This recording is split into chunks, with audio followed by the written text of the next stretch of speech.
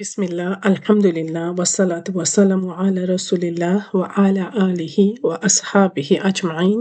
রাব্বি ইশরাহ লি সাদরি ওয়া ইয়াসসির লি আমরি ওয়াহলুল উকদাতাম মিন লিসানি ইয়াফকাহু কাওলি। আসসালামু আলাইকুম ওয়া রাহমাতুল্লাহি ওয়া বারাকাতুহু।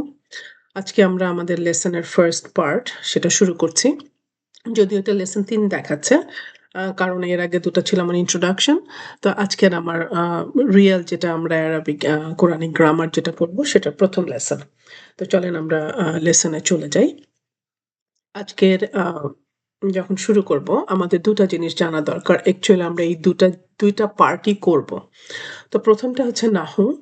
আ নাহু অ্যাকচুয়ালি আ আমরা বলতে পারি আ রুলস অফ গ্রামার। নাহুটা হচ্ছে টোটালি উম আ ইংরেজিতে এটাকে এক কথা বলতে পারি যে এটা গ্রামার।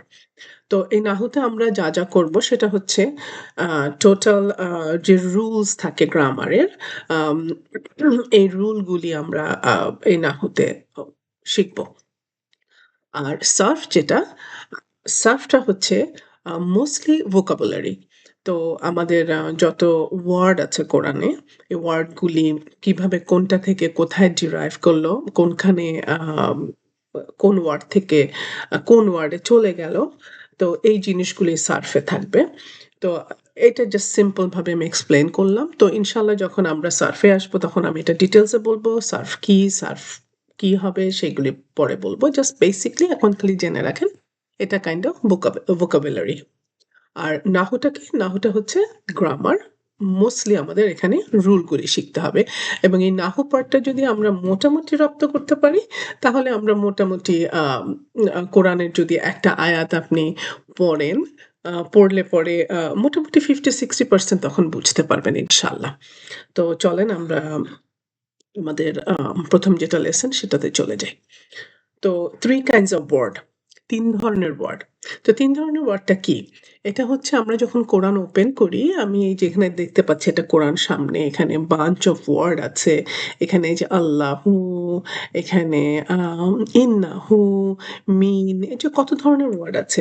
তো কোরআন যখন আমরা খুলি এই ওয়ার্ডগুলি যখন আমরা দেখি, এই ওয়ার্ডগুলো এই 3 kinds of word এর মধ্যে বিলং করে। তো এখানে যা ওয়ার্ড আছে এগুলি সবই আমার ৩ ধরনের ওয়ার্ডের মধ্যে বিলং করে। অথবা এই ৩ ধরনের ওয়ার্ডই কোরআনে আছে। তো এই ৩ ধরনের ওয়ার্ড কি সেটা আমরা দেখি। এই ওয়ার্ডকে যদি আমি ভাগ করি তাহলে আমি দেখব ৩ ধরন। ১ম টা হচ্ছে এটাকে আমরা বলি ইসম। তো এগুলির প্রতিটা ডেফিনিশন আমি ইনশাআল্লাহ নেক্সট এ বলছি। তারপরেরটা হচ্ছে ফিআইল, তারপরেরটা হচ্ছে হারফ। What is ইসম? ইসম হচ্ছে আমি বলতে পারি, ইসমের ভেতরে ইসমের যেটা normal meaning a a like অ ওয়ার্ডের যে অর্থ, অ্যারাবিক ওয়ার্ডের যে অর্থ, সেটার মানে হচ্ছে অ্যাকচুয়ালি নাম অথবা আমি যদি বলি হচ্ছে যেকোনো নাম তো নাউন, তাহলে নাউন। কিন্তু ইংরেজি গ্রামারে নাউন, প্রোনাউন, অ্যাডজেক্টিভ এই যে সবগুলো এগুলো সব আলাদা। কিন্তু ইসমের ভেতরে আমি অনেক কিছু পাবো। সেইজন্য আমি এটাকে নাউন বলতে পারি না। আমি এটাকে ইসমই বলব। তো এখন থেকে আমরা ইসম হিসেবেই শিখব। তো ইসমের ভিতরে কি আছে সেটা আমরা দেখি। কি আ আ জিনিস নিয়ে ইসম গঠিত। তো ১ম টা হচ্ছে আমরা দেখতে পাচ্ছি পারসন। যেকোনো পারসন, যেকোনো মানুষ, যেকোনো আ উম আ মানুষ। সে ফাতেমা হতে পারে, সে বিলাল হতে পারে, সে হাসান হতে পারে। সেটা হচ্ছে পারসন। পারসন মানে হচ্ছে যার জান আছে, রাইট? তো এই পারসন এর ভিতরে আমরা এঞ্জেলদেরকেও ঢুকাতে পারি। আমরা বলতে পারি যদিও তারা পারসন না বাট এঞ্জেল হতে পারে। আ মানে যেভাবে কোরআনে এসছে আমরা সেটাই বলছি। তো আ আ এই হচ্ছে আমার পারসন এর ডেফিনিশন। তারপরে প্লেস। প্লেস তো আমরা জানি যেকোনো প্লেস। এখানে আমি মক্কার ছবি দিয়েছি, কাবার ছবি দিয়েছি। তো মক্কা হতে পারে, প্লেস হতে পারে হিউস্টন, প্লেস হতে পারে। তো যেকোনো জায়গাকে আমরা প্লেস বলি। তারপরে থিং হচ্ছে যে এগুলির জান নাই, বেজান জিনিস, হ্যাঁ? যেমন এখানে আমি পেন্সিল দিয়েছি। আর আইডিয়াটা হচ্ছে এমন কিছু জিনিস যেগুলি আসলে আমরা ফিল করতে পারি কিন্তু টাচ করতে পারি না। তারপরে হচ্ছে অ্যাডজেক্টিভ। অ্যাডজেক্টিভটা কি হচ্ছে যে একটা ওয়ার্ডকে ডেসক্রাইব করে, হ্যাঁ? তো আমরা এগুলি প্রত্যেকটা ডেফিনিশন পরে দেখব। এইজন্য আমি ডিটেইলসে বলছি না। তারপর হচ্ছে অ্যাডভার্ব। অ্যাডভার্বটা হচ্ছে যেকোনো অ্যাকশনকে ডেসক্রাইব করে। তো ঠিক আছে, আমরা তাহলে দেখি পারসনটা কি। তো এই যে একটু আগে বলেছি পারসন হচ্ছে আ যেমন এখানে আমি লিখেছি দেখেন মোহাম্মেদ, মারিয়াম, টিচার, রাইটার। মোহাম্মেদ এবং মারিয়াম দেখেন এখানে ক্যাপিটাল লেটার দিয়ে শুরু হয়েছে। কেন হয়েছে সেটা আমি বলছি। তো এখানে মোহাম্মেদ এবং মারিয়াম এগুলি হচ্ছে স্পেসিফিক নেম, হ্যাঁ? তো এটা হতে পারে পারসন স্পেসিফিক নেমস হতে পারে অথবা আ জেনারেল নাম হতে পারে যেমন টিচার, রাইটার এটা জেনারেল। তারপরে আসি প্লেস। প্লেসও ঠিক একই জিনিস। প্লেস কিছু স্পেসিফিক প্লেস হতে পারে। যদি আমি বলি আমি ইজিপ্ট, অ্যারাবিয়া এগুলি স্পেসিফিক। আবার যেমন জেনারেল ভাবে আমি বলতে পারি স্কুল, স্টোর এগুলি জেনারেল। তারপরে হচ্ছে থিং। থিং হচ্ছে যেমন আমি বললাম যেগুলি জাননাই, বুক, পেন, ক্যামেরা, টেবল এগুলো। তারপরে হচ্ছে আইডিয়া। তো আইডিয়ার কথাটা একটুখানি আমাকে বলতে হবে। আইডিয়াটা আপনাদের কাছে একটা নতুন জিনিস। তো আইডিয়াটা কি? আইডিয়াটা হচ্ছে এটা যেমন আমি বলতে পারি জাস্টিস, আমি বলতে পারি happiness, education, authority, Islam is idea to. কারণ হচ্ছে যেই জিনিসকে আমি টাচ করতে পারি না। এখানে আমার ডেফিনিশন এখানে বলা আছে ideas are different than thing in that they are abstract and intangible. মানে হচ্ছে things that can not be touched. তো যে জিনিস আমরা টাচ করতে পারি না, দেখতে পাই না, শুধু ফিল করতে পারি, রাইট? জাস্টিসের আমাদের একটা ফিলিং আছে যে ঠিক জাস্টিস না ই কি জিনিস ওটাকে আমরা শুধু আইডিয়া করতে পারি। তো এইজন্য অ্যাকচুয়ালি আমরা এটাকে আইডিয়া বলছি। তো ইনশাআল্লাহ আমরা যখন আরো ডেপথ এ যেতে থাকবো আমাদের এটা অনেক ক্লিয়ার হয়ে যাবে। তারপরে অ্যাডজেক্টিভ। অ্যাডজেক্টিভ আমি একটু আগে বলেছি যে adjective are words that are used to describe other words. Other words মানে ইসম। একটা ইসমকে এটা ডেসক্রাইব করে। আ অ যেমন এখানে এক্সাম্পল দিয়েছে। আমি যদি বলি হি ইজ টল, হ্যাঁ? তো এই যে তাকে ডেসক্রাইব করছি সে কি? সে লম্বা নাকি সে শর্ট, হুম?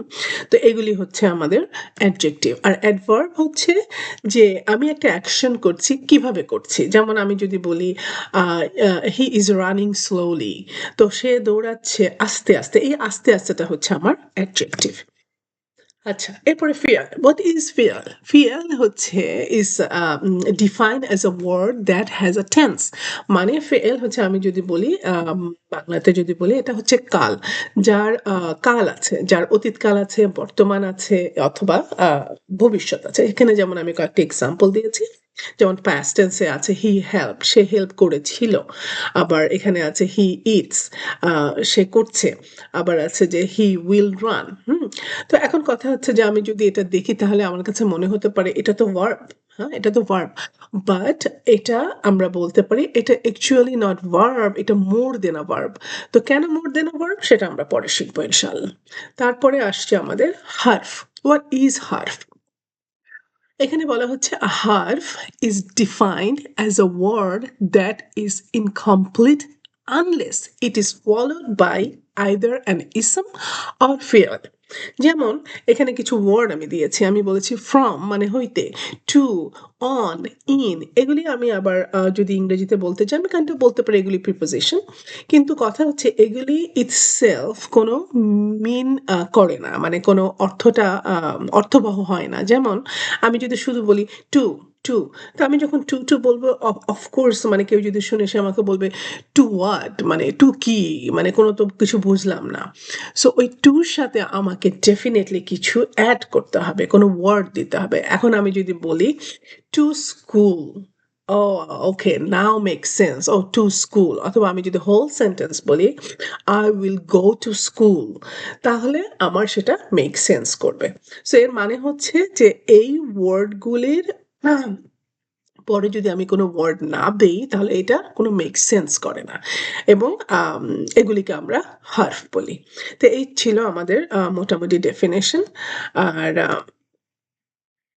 নেক্সট যেটা ভিডিও আসবে ইনশাআল্লাহ সেখানে আমরা দেখব যে এই প্রত্যেকটা জিনিসের আ সরি ফেল এবং হারফের যে ডেফিনিশন আমরা দিয়েছি, এই দুটোকে আমরা অ্যাকচুয়ালি সাইডে রেখে দিব। কারণ এই দুটো আমরা এখন করব না।